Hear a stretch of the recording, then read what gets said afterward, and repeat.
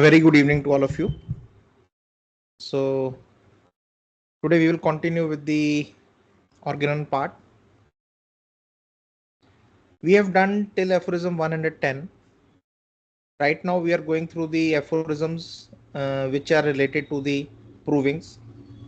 So in these aphorisms, Dr. Hahnemann basically gives some guidelines about how the provings are to be done regarding certain kind of medicines, that what is to be seen when we are proving with these kind of medicines, and how it is to be analyzed, how it is to be perceived, the proving. What is the purpose of the proving? So all these things we will discuss in these aphorisms. So we'll start with the aphorism 111.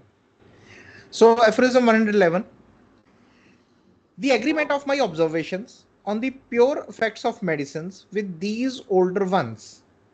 So like in the last aphorism 110, Dr. Hahnemann tells about certain records where some medicines were either given in large doses, or they were given accidentally, or they were taken accidentally, and they produced kind of symptoms, kind of effects on the health of the patient, on the health of the subject. So he is basically referring to those things that his own observations and as are given in the old records, although they were recorded without reference to any therapeutic object. Those recordings, those poisonings, the effects of the poisonings with certain substances like arsenic or some kind of plant, they were recorded as what happened after the ingestion or after the influence of that thing on the health of the human body. But they were not recorded from any kind of therapeutic object. They might be recorded just to give a warning that these kind of symptoms might come if you come in contact with these kind of things. But there was no therapeutic value given to that. It was not understood that this power to affect the health of a human being in a certain, in a particular way, can also be used in curing the diseases. This was a very big discovery. This was a very big factor which came to Dr. Hahnemann, and it basically revolutionized the whole science, whole medical science.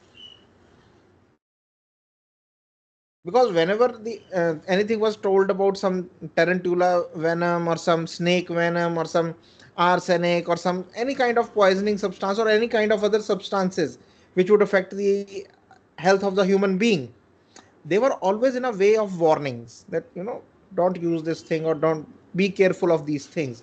They were not from the therapeutic point of view. And the very concordance of these accounts with others of the same kind by different authors must easily convince us that the medicinal substances act in the morbid changes they produce in the healthy human body according to fixed eternal laws of the nature. So all these substances, all these medicinal substances, they basically act, and they show that they act by dearranging the health of the man. That derangement which they produce in the health of the man is the same power, the power of the substance that can help to basically cure the same man. And by virtue of these are enabled to produce certain reliable disease symptoms, each according to its own peculiar character. And every substance produces its own peculiar kind of disease symptoms. So that is again a very beautiful thing about this provings and everything, that you get to know, we get to know different kind of symptoms which can come up in a human being. When we go through the materia medica, we are learning about new symptoms, new aggravations, new ameliorations, all these things. And there is so much of things which we can know from this, from the provings, by reading the provings, that okay, this kind of phenomena can appear in the body.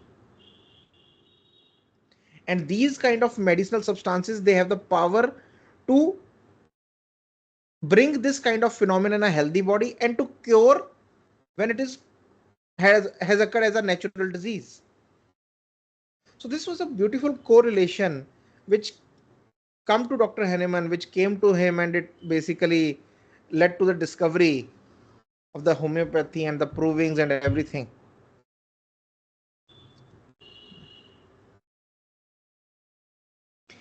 In those older prescriptions of the often dangerous effects of medicines ingested in excessively large doses, we notice certain states that were produced, not at the commencement, but towards the termination of these sad events.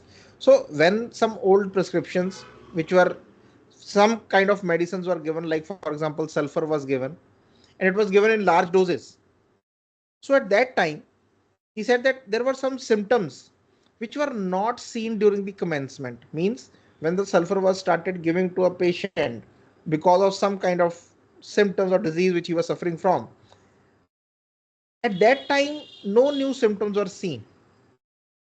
But when they would stop the sulfur, and after the sulfur's action is going to end, towards that time they will see some kind of symptoms which are coming up, which were of an exactly opposite nature to those that first appeared. And these symptoms are exactly opposite. We have talked about this also in the when we were discussing about the isopathy. These symptoms, the very reverse of the primary action or proper action of the medicines on the vital force, are the reaction of the vital force of the organism, its secondary action, of which, however, there is seldom or hardly ever the least trace from experiments with moderate dose on healthy bodies. So, Dr. Hahnemann in this aphorism is trying to say that when we are giving large doses of some medicines, because when you have to do a proving, you have to give a medicinal substance. So now the question is how much, what should be the dose, what should be the quantity of the medicinal substance. So he's saying that whenever as a medicinal as a medicine, these medicinal things are given in large doses, there will be an equally opposite secondary action from the vital force, as we have discussed when we took the case of opium, that when the opium was given for sleeplessness, it would produce sleep, but in the secondary action it would produce more stronger sleeplessness.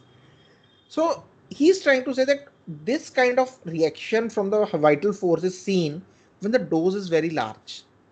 But when we are doing the experiments, like on a healthy human being, we are giving the medicine in healthy bodies in moderate doses or small doses. With moderate doses, very seldom these kind of symptoms or this kind of reaction comes. And if the dose is very small, then this secondary action is not present there. The primary action will come. The medicine will produce its action on the body. But the secondary reaction, because the dose is very small, the secondary reaction, the opposite reaction will not come. So basically, what he's trying to say is that we will not be confused what symptoms are produced by the medicine and what is produced by the vital force if we are going for the small doses in our experiments. Because in large doses, some kind of phenomena is produced by the medicine, and in secondary actions, the opposite phenomena is basically produced by the vital force. So there might get some confusion that which is the medicinal action. So he's trying to say that when we go with the small doses, this confusion will not be there, because whatever the phenomena will come up, it will be of the medicinal action. So in the homeopathic curative operation, the living organism reacts from these only so much as is requisite to raise the health again to the normal healthy state. So if the dose is low, only that much of stimulus is given from where the vital force can react back to a normal healthy state, not go to the exactly opposite state. So this is basically his way of telling that we should use small doses even in the provings. He will come to the dosage in the later chapter, aphorisms of the organon. He will come to the amount of dose which is to be given in a diseased state. Right now, even in the proving, Dr. Hahnemann has always advocated to give small doses. Don't give very large doses. Don't even give moderate doses, but go with the small doses. Even one of the aphorisms, it will come in the around 260, 267, around those part. where he says that the homeopathic medicine or the dose cannot be made that small that it cannot produce any reaction. So even if you are diluting it, even if you're thinking of giving it in a smallest of the um, dose, smallest of the part, even then it will rouse some kind of activity. It will rouse, it will stimulate the vital force the way it is supposed to stimulate. So aphorism 113, the only exceptions to this are the narcotics medicines. Okay. So now to this thing, that if you give a small dose, it will only produce a primary action, but the opposite action will not come. This is the common rule. Like I told you that this will be the common rule, and then there are sub rules, examples or some things which he will always tell that there is an exception to this thing, that when we are trying to prove with the narcotic medicines, like we are trying to prove opium or cannabis indica or hyoscyamus or belladonna or stramonium, these kind of narcotics, when we are using to see what kind of changes in the health they produce, as they in their primary action take away sometimes the sensibility and sensation, sometimes the irritability, because these medicines, they produce the symptoms, yes, but they also take away some part of the sensibility always. So many times in the primary action, it is not very clear that what the patient is feeling. For example, okay, someone has taken opium, he is feeling some kind of dullness in the primary action. So there is an action of the sensibility. We can note down that okay, dullness is one of the symptoms of opium. But with that dullness, the patient also becomes unable or sometimes loses his kind of sharpness to observe what other symptoms he is having. And sensation, sometimes the irritability, it frequently happens that in their secondary action, even from moderate experimental doses on healthy bodies, an increased sensibility is observed. So when the secondary action comes, the sensibility or the irritability, it increases. So in these kind of medicines, it is all most of the time seen that there is a secondary action even with the smallest of the doses or even with the moderate of the doses. So with the exception of these narcotic substances in experiments with moderate doses of medicines in healthy bodies, we observe only their primary action.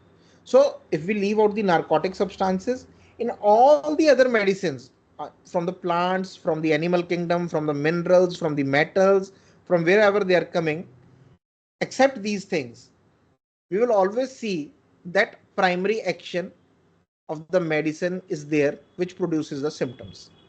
That is those symptoms where the medicine deranges the health of the human being and develops in him a morbid state of longer or shorter duration. So when the medicine is given, the symptoms start developing in the primary action in a healthy human being. So they may remain for a shorter interval or they may remain for a longer interval. So only the narcotics are exception to that. So in narcotics cases, there will come some special observation which we have to see. Other than that, the rule or the principle which is laid down how to see the provings, that we have to see them in their primary action, it is same for all the things. Among these symptoms, they occur in the case of some medicines, not a few, which are partially or under certain conditions directly opposite to the other symptoms that have previously or subsequently appeared. So in certain medicines, when it is given to one prover, it produces certain kind of symptom. For example, it produces this emulsion from open air in one patient. Then it is given to the second patient, it produces the same symptom.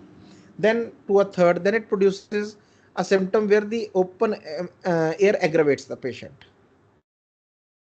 So he's telling about those cases, that how we have to analyze those things. Directly opposite to the other symptoms that have previously or subsequently appeared, but which are not therefore to be regarded as actual secondary action or the mere reaction of the vital force. So he's saying that these are not the secondary actions or the mere reactions of the vital force. but they basically represent which only represent the alternating state of the various paroxysms of the primary action. So these remedies, they have the alternating states in their paroxysms. Different paroxysms, they have the alternating states. So this particular medicine can basically produce this state also, or an alternating state also, which can vary from a paroxysm to paroxysm, from a state to state. So they are all to be taken as the alternating actions. So this is very important to understand, when, because many times even when we are reading materia medica, when going through a materia medica, at one page it is written that heat aggravates, then at some other page it is written heat ameliorates. So we sometimes get confused that these are basically either the alternating states, or some particular is getting ameliorated but generally the patient is getting aggravated, or some particular part is getting aggravated and generally the patient is getting ameliorated by the same thing. So even while going through the provings or the materia medica, because these aphorisms, they help us to understand the provings also. Doing proving, yes, we should do it, and it should be done, and it can be done. But even if we are not able to do the provings, these aphorisms help us to understand the provings in materia medica also, that how it has to be understood. Some symptoms are produced by the medicines more frequently, that is to say, in many individuals, others more rarely, or in few persons, some only in very few healthy bodies. So all the symptoms are not produced in all the individuals during the provings. Some are more frequently observed, some are very rarely observed, some symptoms are only observed on very few people. To the later category belong the so-called idiosyncrasies. Idiosyncrasy is basically a person with good or strong susceptibility towards the things. See, susceptibility, although we have talked about it, but I will just add some points to it. What is susceptibility? Because a few days back we had a discussion in my clinic regarding the susceptibility.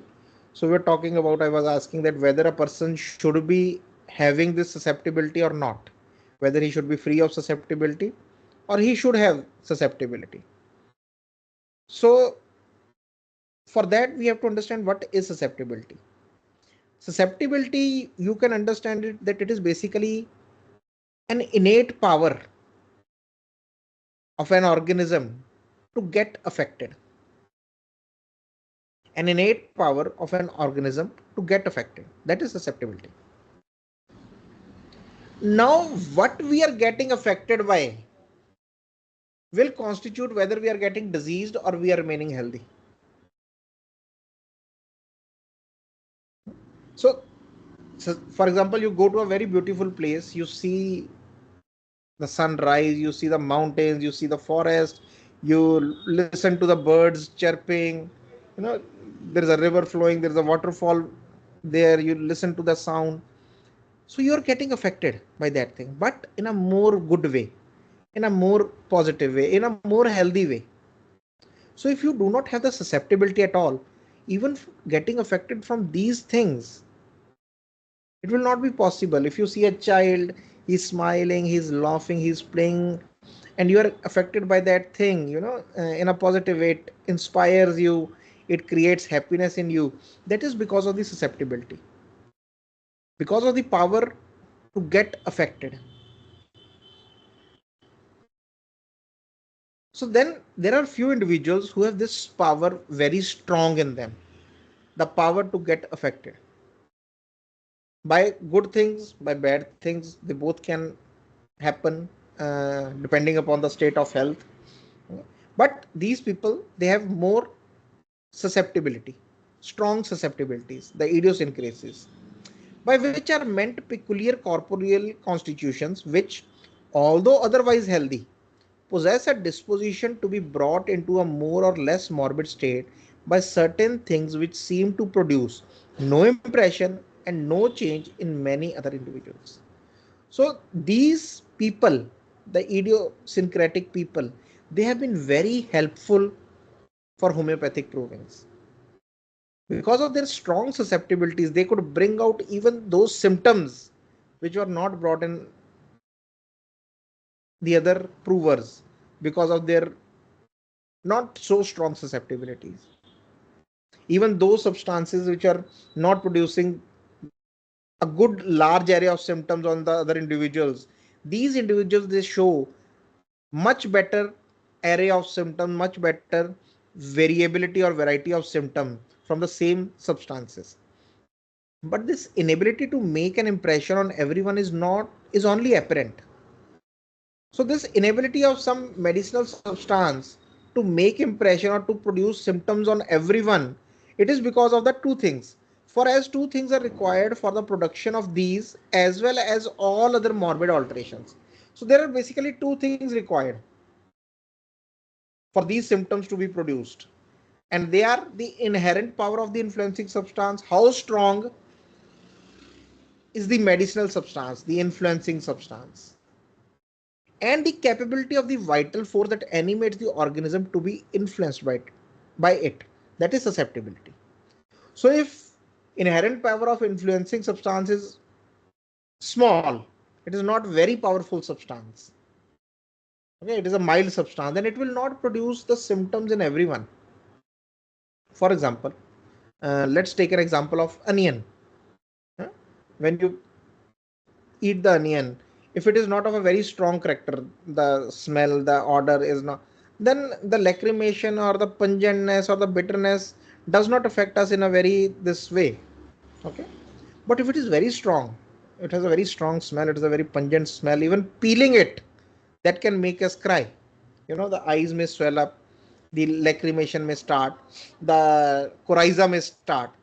So even it depends upon the inherent power of the influencing substance, that how strong is the power of the substance which is influencing the body, and then the susceptibility of the organism also.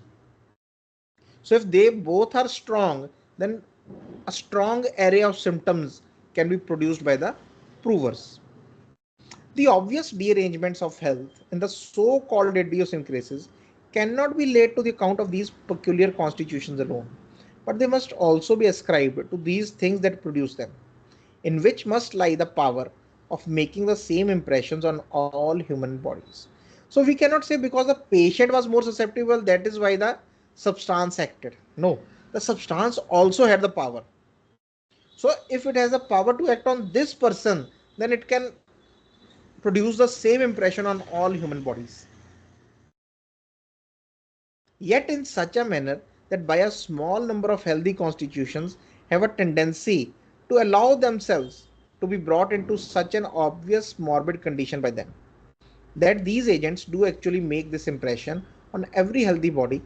So Dr. Haliman is trying to clear this thing, that if your prover is an idiosyncratic prover, then don't take it in a way that this substance has not given good symptoms on the two or three other provers or 10 other provers as strongly as it has given on this patient. So it may be because of the sensitivity of the patient, susceptibility of the patient. So he's saying that, okay, the susceptibility is there, the strong susceptibility of the patient is there, but even with a strong susceptibility, the medicinal agent can only act if it has the power. Only because of the susceptibility will not affect the patient. The power has to be there also. So if it has the power of producing these kind of symptom or affecting the health of the person, this prover, then it means basically it has the power that when given in a homeopathic way to a sick patient, it can also cure the same symptoms which it has produced. So the power is there because two things are required for this to happen: the power of the medicinal agent and the susceptibility of the prover. So these agents do actually make this impression on every healthy body, is shown by this, that when employed as remedies, okay, when we are giving them as remedies, as medicines to the patient, to the sick person, they render effectual homeopathic service to all sick persons for morbid symptoms similar to those they seem to be only capable of producing in so-called idiosyncratic individuals. So he's saying that when these medicines are given to the sick persons, there it is seen that these medicines they cure the sick patients which produce these symptoms which only the idiosyncratic individuals are capable of producing.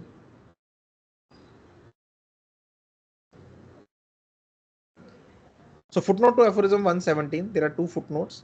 Some few persons are apt to faint from the smell of roses. For example, this is a basically in relation to the idiosyncrasy that there are some persons, even the smell of rose, when they whiff it, when they sniff it, they just go into fainting.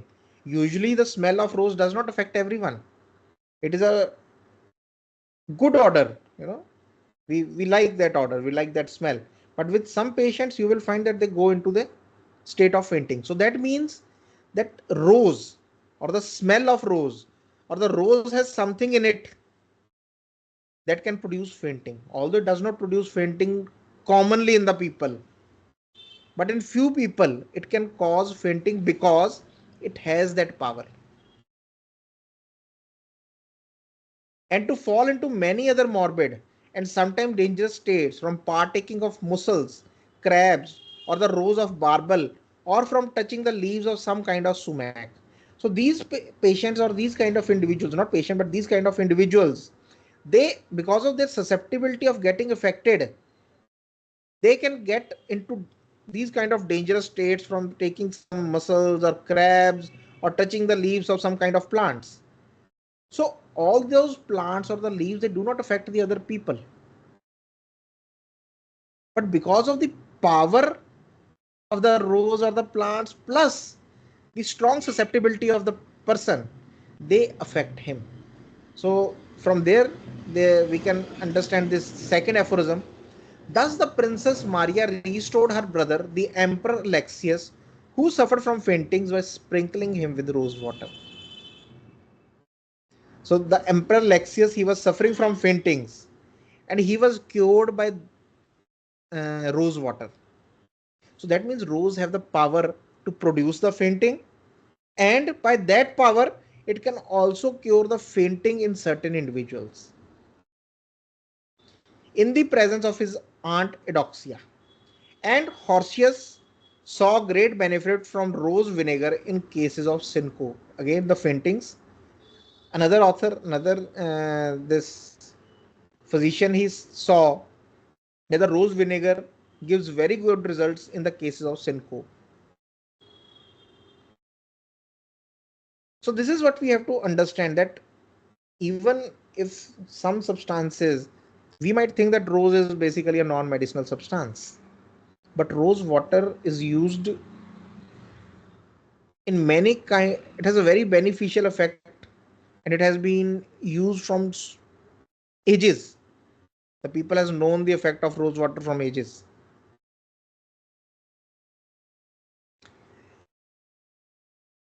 So every medicine exhibits peculiar actions on the human frame, which are not produced in exactly the same manner by any other medicinal substance of a different kind. And this is again a very beautiful thing. And anything which has a medicinal property in it, it produces its peculiar actions, individual symptoms in the human frame. And those or the set of those symptoms are not seen in the other remedies. So this is what the study of materia medica is all about. To understand the individuality of each and every medicine, how it produces the symptoms in the human frame, and what are the phenomena or processes that we have to match when we are giving them as remedies. So again, footnote to aphorism 118. This fact was also perceived by the estimable A.V. Holler, who says, this is in Greek. So the translation is, let there be an immense diversity of the powers in those very plants. So he was basically a person who was working on the plants, and he said that there is an immense diversity in the powers of these plants, not in the biology or not in the structure or this thing, but the powers of these plants, the powers which they have, whose external features we have long known. Although we have long known the external features of these plants, what kind of leaves they have, what kind of stem they have, what kind of roots they have, but the power, it is immensely diversified. As certainly as every species of plant differs in its external form, mode of life and growth, in its taste and smell from every other species and genus of plant, as certainly as every mineral and salt differs from all others in its external as well as its internal physical and chemical properties, which alone should have sufficed to prevent any confounding of one with another, so certainly do they all differ and diverge among themselves in their pathogenetic. So he's saying that all the plants that differ in their mode of life, how they are growing, what are the requirements of their growth, what kind of form they take, what kind of flower comes, what kind of fruit it bears, in the taste, in the smell. Okay, every genus and every species, they differ from each another. And similarly with the minerals and the salts, the metals, they basically differ in their external and internal physical and chemical properties. Although just by understanding this, one should have come to this conclusion that we cannot mix them while giving. We should not mix them. The way they are naturally produced, their individual properties should be known before mixing them up or combining them up. We should know what kind of medicinal effect they have on the body. So he's saying that in the same way, they also differ and diverge in their pathogenesis, the power of producing diseases or the power of affecting him health of the individual. Consequently, also in their therapeutic effects, because the same pathogenic effect power is the therapeutic power. So similarly, in their therapeutic power also, that what kind of symptoms they can cure in a sick individual. Each of these substances produces alterations in the health of human beings in a peculiar, different yet determinate way, so as to preclude the possibility of confounding one with the another. So he's saying that there is no confusion should be in the understanding. With a reasonable mind, the person who has a reasoning mind, he can very easily understand that every plant, every mineral, every salt is basically a different this thing, and they are producing different kind of symptoms. They have the power to cure different kind of symptoms. They all are individual in their selves. So there should not be any confounding. There should be any confusion with one and the another. This is basically law of individuality. Law of individuality does not only work while we are taking the case, while we are trying to understand the patient. The law of individuality is in the nature. Everything is different. Every day is different. Every second is different. Every thing around you is different every day. They are not same. So until and unless we understand this law of the nature, it will be very difficult to differentiate or to understand the peculiarities, because without differentiating we cannot understand the characteristic, we cannot understand the peculiarity of anything. Everyone's understanding is different, everyone's growth is different, everyone's individuality or the way they have learned is different, and we have to understand this thing. We have to understand the development of the individual human being and the development of the remedies, how they develop when they were proved individually, what kind of peculiar characteristics symptoms they produced, and yet in determinate manner. Determinate manner means it is determined that this kind of things will come with this particular mineral, with this particular plant, with this particular kind of medicinal substance. They are in a very determinate matter. So first footnote to the aphorism 119. Anyone who has thorough knowledge of and can appreciate the remarkable difference of effects on the health of man of every single substance from those of every other will readily perceive that among them there can be, in a medical point of view, no equivalent remedies whatsoever, no surrogates. So if one kind of medicine is needed in a patient, we cannot use some kind. There are no surrogates. There is that okay. If I don't have this or it is not available, or this, we can use some medicine instead of this. Only those who do not know the pure positive effects of the different medicines can be so foolish as to try to persuade us that one can serve in the stead of the other.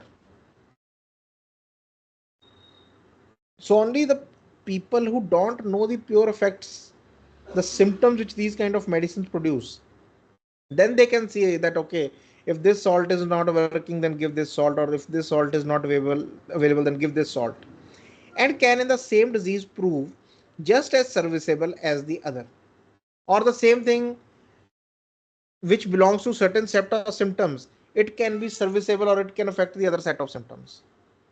He's saying that this cannot happen. Every disease has its own individuality, every medicine has its own individuality. So we have to understand that those individualities. Thus do ignorant children confound the most essentially different things because they scarcely know their external appearances. He said that it is just like the children who is confused, what is what, because they don't understand or they don't know the external appearances, far less their real value, their true importance, and their very dissimilar inherent properties. That all these things, all these medicines, they have dissimilar inherent properties which make them unique. Even cannabis indica and cannabis sativa, very closely uh, in their genus, they are very close plants, but they produce different kind of symptoms. Their sphere of actions are completely different.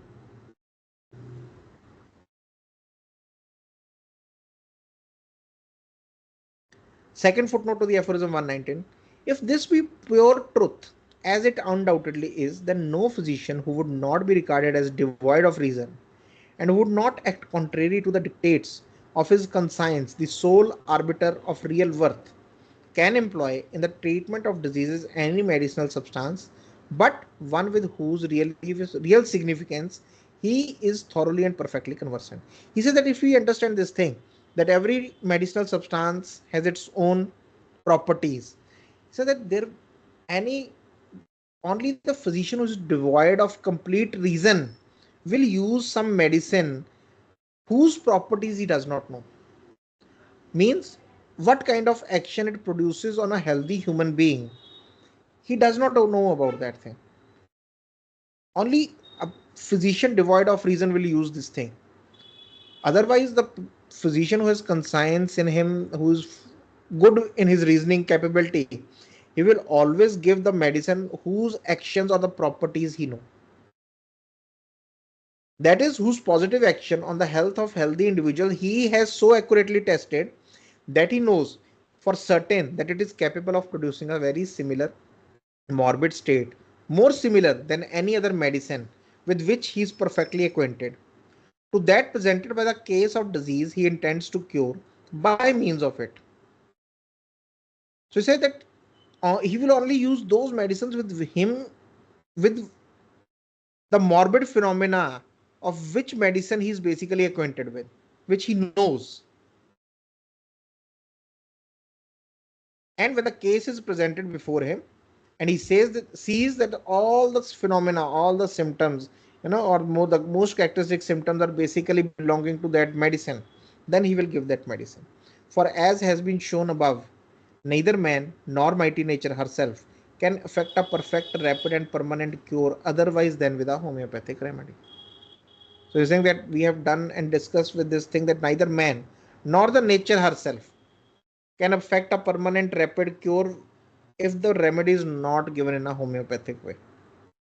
Henceforth, no true physician can abstain from making such experiment in order to obtain this most necessary and only knowledge of the medicines that are essential to cure.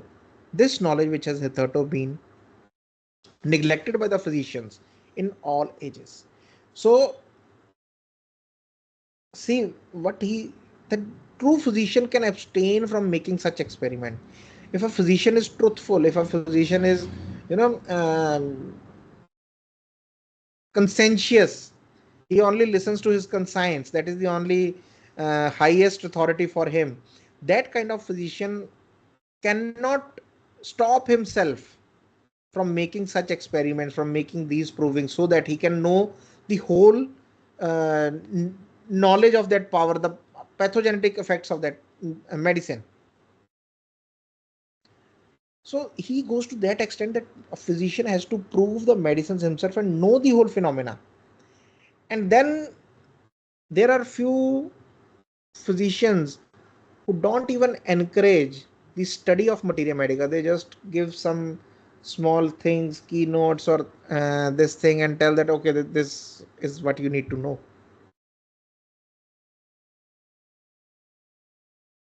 They never, because when we are new to the homeopathy, this whoever is coming newly to the homeopathy, they don't know what it requires, what homeopathic knowledge has to come to you. You cannot come to the homeopathic knowledge. That is a fact. Homeopathy has to come to you. So we are just told that this okay, this materia medica is homeopathy, this repertory is homeopathy. You have to match the symptoms and give the no.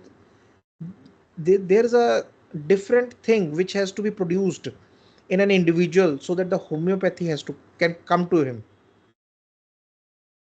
There is a soil which has to be prepared. There is a topology which has to be ingrained or made inside an individual so that the homeopathy can come to him. And when it starts coming, then there is no way that that it comes wholly. It does not come in parts. It does not come partially, or it does not come in small things. Then it comes wholly to you.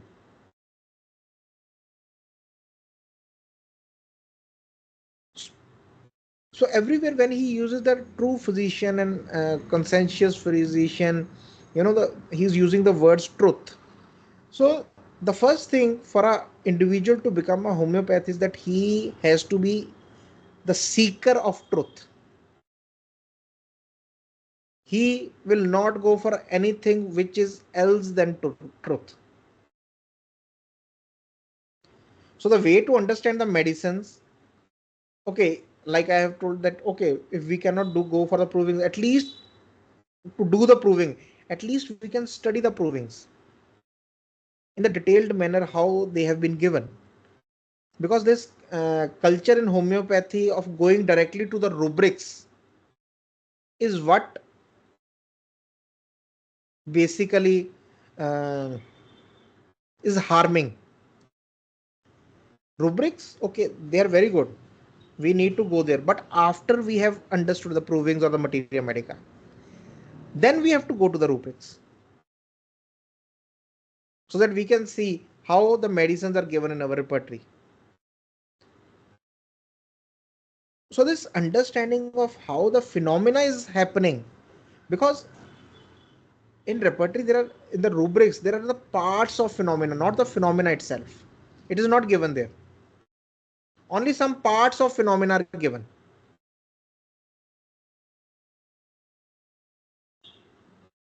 But when you go to the materia medica or the provings, it's a completely different picture which is written there.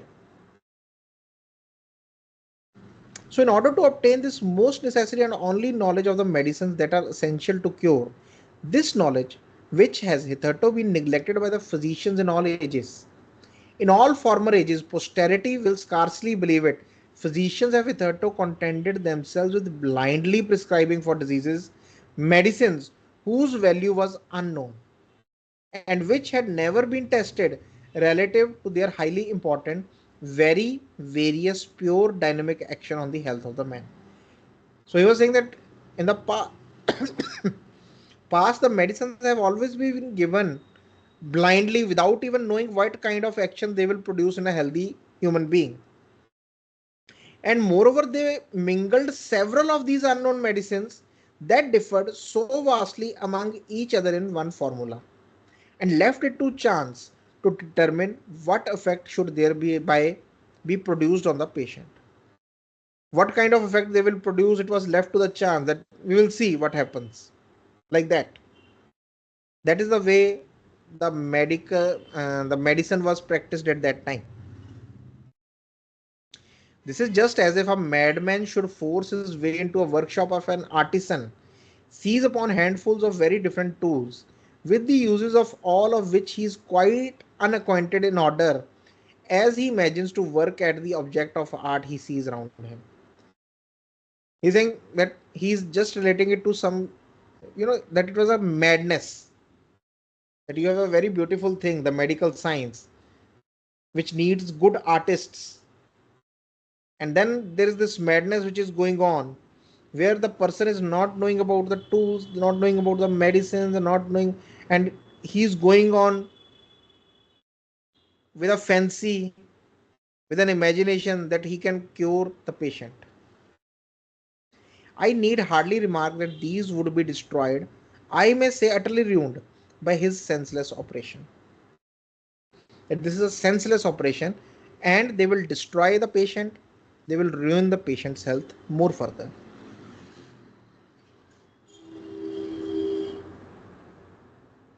Therefore, medicines on which depends man's life and death, disease and health, must be thoroughly and most carefully distinguished from one another, and for this purpose tested by careful pure experiments on healthy body, for the purpose of ascertaining their powers and real effects, in order to obtain an accurate knowledge of them, and to enable us to avoid any mistake in their employment in diseases, for it is only by the correct selection of them that the greatest of all earthly blessings, the health of the body and of the mind, can rapidly and permanently restore. So now we have come to the first and second aphorism. The first aphorism, where we start that the highest mission of the physician is to cure the sick and restore the health. So for restoring that health and curing the sick, what is required is that these medicines which we are going to give to the patients, we must have the accurate knowledge of them, a real power which they have, every individual medicinal substance and the precise characteristic things which they can produce and cure. We have to have that knowledge, and the knowledge which is based on the pure experiments which have been done carefully. We are blessed to have materia medica. Dr. Hahnemann didn't had that kind of luxury. He didn't had that kind of luxury. Before him, no materia medica existed. He made materia medica. He paved a path for the other, so that they can go and do those provings, and many have helped. Dr. TFL and Dr. Herring and many other physicians, they have helped in the provings, and by their dedication and by their untiring zeal which they had, now we have a very vast knowledge of materia medica, and it is upon us, upon our conscience, that how accurately we can understand that knowledge which is passed to us. They had to make that knowledge, we have to just understand that knowledge. It is very easy for us, the circumstances have been made very easy for us.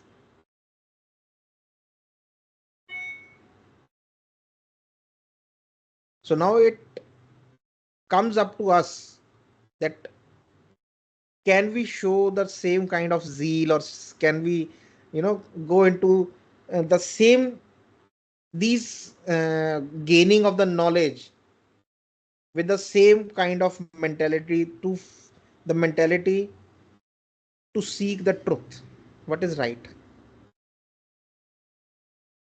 That is why Dr. Hahnemann many times say that this is a job which requires loyalty.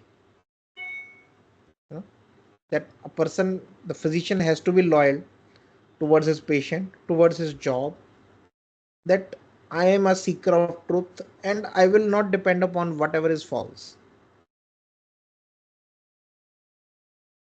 I will not.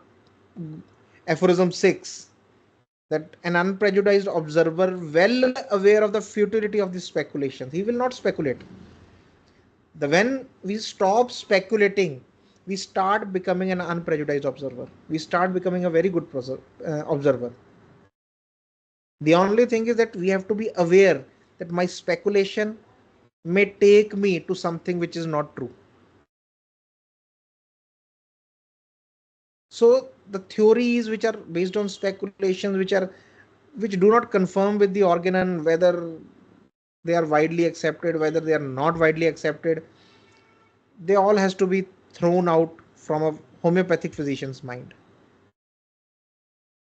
Organon is like a glass, the glasses through which we can clearly see what is useful and what is not useful, what is true and what is false, what we have to do and what we don't have to do.